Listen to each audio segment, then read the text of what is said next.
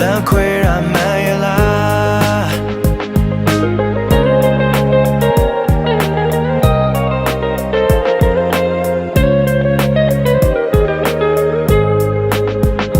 ကြာရင်သိခတ်မဲ့တို့ရဲ့ပြဿနာခေါ်ချင်ရနဲ့မခေါ်ကြခိုင်းနေရနေမရှိတော့ငါကပါငါမရှိတဲ့နေရဘဝရေမရှိတဲ့ကြောင်လိုပါချေရ